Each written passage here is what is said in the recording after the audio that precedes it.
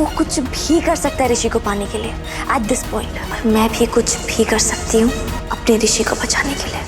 और अगर अपने ऋषि को बचाने का यही एक रास्ता है तो इस रास्ते पे भी चलना मंजूर है मुझे, क्योंकि मुझसे मेरे ऋषि को कोई भी दूर नहीं कर सकता। रिपोर्ट सही तो है ना तुम्हारी? ये कैसी बातें कर रही हैं? सही माने कि साहिब भी शर्मा जाए, इतनी सही है मेरी रिपोर्ट। वैसे एक बात कहूँ, ये सुम्मी बहुत चालाक है। उसने अपने सारे रिकॉर्ड सफाचट कर दिए थे, लेकिन अपने बच्चे की रिकॉर्ड नहीं छुपा पाई। बहुत पापड़ बेलने पड़े हैं मुझे इस रिपोर्ट को लाने में। मुझे मेरे बच्चे से अलग करना चाहती हो? तुम्हारा बच्चा नहीं है वो, 30,000 बार बोल चुकी हूँ। अच्छा, माँ मानती है अपने आप को? एक माँ जो होती है ना सुमन, वो बच्चे के लिए अपनी जान दे सकती है, उस बच्चे की जान ले नहीं सकती।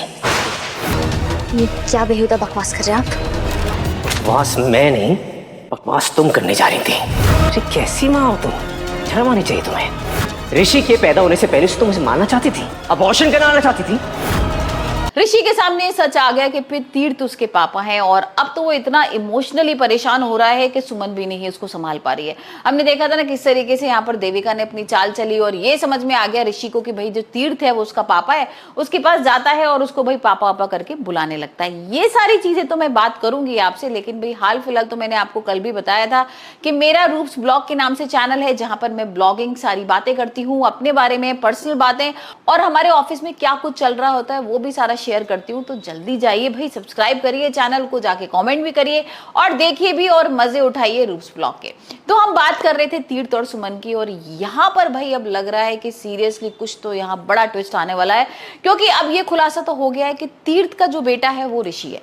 अभी तक तो सुमन ये छुपा रही थी कि भाई ऋषि तो किसी और का बेटा है, सिर्फ सुमन मेरा बेटा है। अब इसका पापा कौन है ये नहीं पता था, तो यहाँ पर भाई खुलासा तो हो ही गया है। अब रीवा ने ये खुलासा भी कर दिया था कि भाई जो ऋषि है वो उसके पापा तीर्थ है और तीर्थ के पास वो भागता भागता आता भी है, गले वाले मिलने लगता है। तीर्थ तो बहुत खुश हो जाता है, लेकिन यहाँ पर सुमन जो है वो तीर्थ को बार बार घर से बाहर निकाल रही है, गुस्सा कर रही है, खींच भी लेती है एक बार और कहती है तुम लोग मेरे घर से बाहर निकलो भाई, अब मुझे तुम्हारी बिल्कुल भी जरूरत नहीं है। और तीर्थ ये तुम क्या बार बार बदतमीजी कर रहे हो और मेरे बेटे से तुम दूर रहना।